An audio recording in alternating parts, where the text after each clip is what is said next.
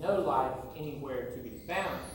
However, scientists do believe that at some point in its past it may have looked like this, with oceans covering portions of the surface. And who knows, guys, it is quite possible that life could have evolved at some point in its past. Now, Mars is 1/2 the size of the Earth and has 1/3 the amount of gravity relative to Earth. So if you weigh 150 pounds here, I'm sorry to say you're only going to weigh about 50 pounds on Mars. So I vote we all move to Mars. Now, NASA does have a date in mind as to when it would like to see someone on the planet. That date falls between 2035 and 2040. But before we can actually send a human to Mars, we need to learn as much about the planet as we can. You've all seen movies and read books about Mars, but exactly how much do we know? And where did we get this information? For 40 years now, NASA has been studying the planet Mars with the hopes of one day traveling to the red planet. We've already learned a lot from the satellites, the landers, as well as the 2 rovers that are already up there exploring, Opportunity and Curiosity. Now, these 2 rovers Opportunity was launched in 2004 with its sister rover, Spirit. And these 2 rovers were designed to last for only about 90 days. 2011, Spirit got stuck on a rock and she froze to death in the cold Martian winter. But 13 years later, Opportunity is still traveling, and it's still sending us information about Mars, along with Curiosity. But sending a rover to Mars is one thing. Sending a human is going to be hard. NASA is up for the challenge, though. So let's plan a trip to Mars. Now, what are some things you're going to need? Remember, there are no gas stations or grocery stores on Mars. So going to need some astronauts. You'll need oxygen. You'll have to have fuel, along with some water, and a whole lot of other supplies like food. Now, not only do you need food to survive, but food is comforting. I mean, it does make us all happy, right? So, planning to take enough food on a journey to Mars, well, that's going to be tricky. You see, it's going to require a whole lot of it to get us to that destination. So our team here on the NASA Food Lab is working hard to overcome this challenge. Hi, my name is Jessica Watson. I'm an engineer here at NASA Space Center for the Orion vehicle. And my name is Takia Zermans. I'm a food scientist here in the Space Food Systems Laboratory. We're here today because Orion's Exploration Mission 2 mission has us going around the moon without being attached to any sort of habitation module. So in order to complete that mission, we need to pack all the food that we need for 4 crew for like 10 to 14 days. So that's quite a bit of mass and volume that we're talking about. So I've tasked the Space Food Systems Laboratory to help me out with this. And so these are just a few of the meal replacement bars that we have scheduled to go on the Orion vehicle. We have the banana nut bar, orange cranberry bar, ginger vanilla bar, and barbecue nut bar, each totaling about 700 to 800 calories. So it's a huge meal replacement, and Jessica is going to taste those here with us today. So we have some human studies going on that will tell us whether or not people can eat bars every day, or if they need to eat them every 5 days, or every 7 days, or they don't like bars at all. So. All right. Well, I'm excited to see how that study turns out, and in the meantime. So you see, NASA's working hard at solving our food problem on our journey to Mars. We're even looking into growing our own food. But what's something that goes good with food? Well, that would be conversation. Now, Mars is millions of miles away, so how are the astronauts going to phone home and talk with their families as well as mission control? You see, communication depends on your location or your distance. There are a lot of things we have to consider when we're planning a trip so far from home. Now, NASA has planned our trip to Mars in different stages. The first stage is Earth reliant, and that's where we've been learning to live in space aboard the International Space Station, which is roughly located 240 miles above us in lower Earth's orbit. So communicating back and forth is pretty simple. The astronauts, they can phone us anytime they like and get an immediate response from here on Earth. And if anything was to go wrong, they could just simply float into their spacecraft and be back on Earth in 3 hours. But when we step out into that next stage, which is the proving ground, we're going to be traveling a little farther out into space and doing missions around the moon. Now on these deep space missions, the communication delay will only be minutes, but the return trip home is going to be 4 days. Now the moon is the perfect place for us to test out these new deep space technologies that will more than likely be what takes us to Mars. And by the time we get to step 3, we will be totally Earth independent and ready for a mission to Mars. But just getting to Mars is going to take us 7 to 8 months. We'll then have to live on the planet another 6 months to a year while we wait on the orbits of Earth and Mars to realign for another 7 to 8 month journey home. Communication delay between Earth and Mars is on average about 12 minutes. So that's 12 minutes to send a message and 12 minutes to get a reply.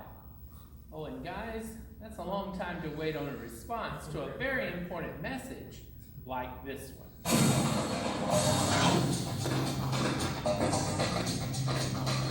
Suppose this boy on Earth is asking this girl on Mars to go out on a date. Just work with me here a second. First, he asks a question. Will you go out? On average, Mars is about 225 million kilometers from Earth. The speed of the signal carrying the message is the speed of light, or 300,000 kilometers a second. At that speed, with a straight shot, the message will take about 12 and a half minutes to make it to the girl. Will you go out? The girl answers, and her signal, again traveling at the speed of light, must make the roughly 225 million kilometer journey back to Earth. All said and done, our Romeo here can expect about a 25-minute wait to get his answer. Yes, I'll go out with you, but I won't be back on Earth until next year. But all joking aside, this is an important issue, and NASA works hard at making communications faster. We even do simulated missions on full delay so that we're used to operating under those conditions. You see, NASA will test everything because we want to get our astronauts where they're going and back home safely. And speaking of testing, as of December of 2014, Orion was given its first test flight. Now this took 4 hours and 24 minutes. It was the first of many that have to be performed before we as humans can go to Mars. Now coming up in 2019, we will launch Exploration Mission 1. Now this will be Orion's next test flight. The SLS rocket, which is NASA's next Saturn V, is going to send it out into cislunar space. Now that's the space that surrounds our moon. It'll leave Kennedy Space Center in Florida. It's going to go out and orbit once around the moon. It's then going to travel 40,000 miles past the moon. And this is much further than we have ever gone, even during the Apollo days. It's going to circle back around once more for another 4-day journey back to Earth. This will be an unmanned mission, but we do have plans to repeat the process in 2021 as a manned mission. And if you're the astronaut on this rocket, you're going to want to know that it's safe. You want to know that it can protect you from the harmful effects of radiation as well as the temperature upon re-entering Earth's atmosphere at 25,000 miles an hour. At these speeds, we also need to know that it can slow us down enough to keep us from crashing into the ocean. So let's begin with the first item on our checklist, the rocket launch. Now the SLS is going to use a total of 4 RS-25 engines, solid rocket motors. These were used during the Space Shuttle program. So it's a technology that's already tried and true. The engines and the motors are repeatedly tested to make sure they work properly. And if you've ever flown on an airplane, you know at the time of takeoff you have something called thrust. Well, at the time of liftoff, the SLS is going to have 8 million pounds of thrust. Now that's like having 139 Boeing 747 jets. And like Orion, the SLS is designed to be flexible, meaning it can carry both crew as well as cargo missions. Now the SLS cargo rocket is even more powerful. It equals out to being 208,000 Corvettes. Now that's a lot of power, but exactly how much can it carry? Well, the one that's launching in 2019 will carry 154,000 pounds. That's like carrying around a total of 12 elephants. And when we venture out to Mars, we're going to need a lot of supplies.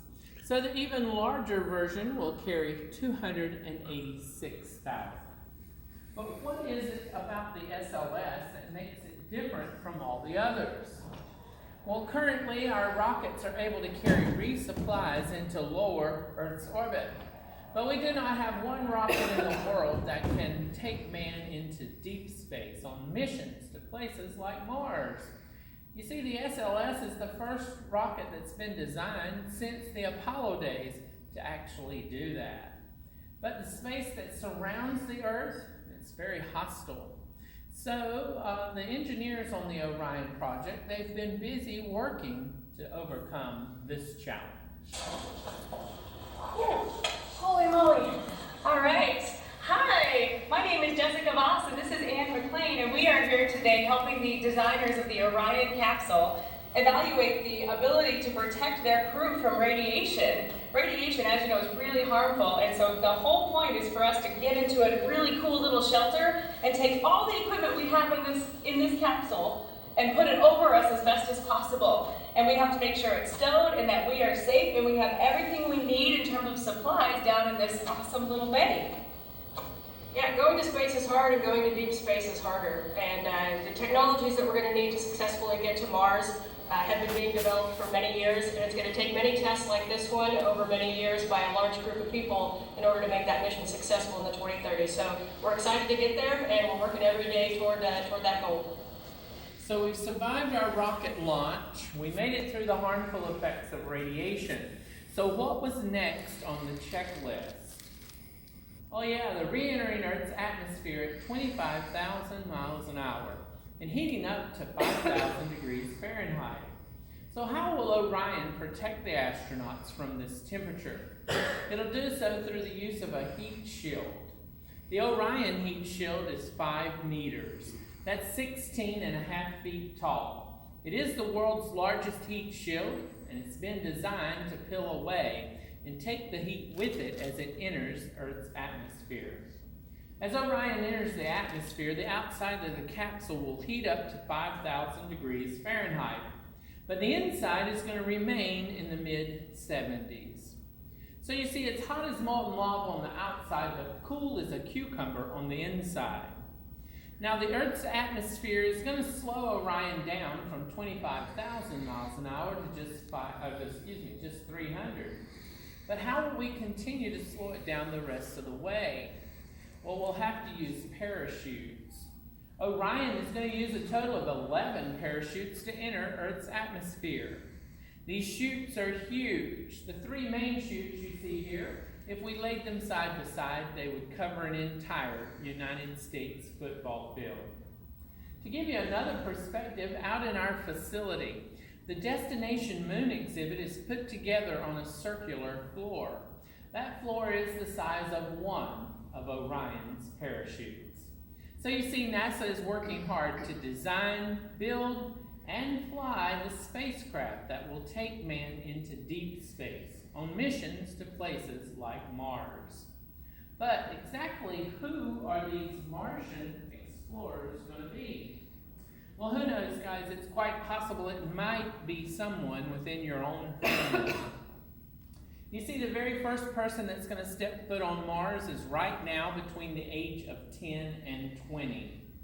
They need to stay in school, study hard in math and science, and if they do that, who knows? They might be the first person stepping foot on Mars. So guys, I hope we've piqued your curiosity about the space program today and that you'd like to learn more. To do so, go to nasa.gov, or as you exit the theater, we have sheets of paper on the edge of the stage with websites and links that can keep you up to date also. So go explore, guys, and have a space-tacular day.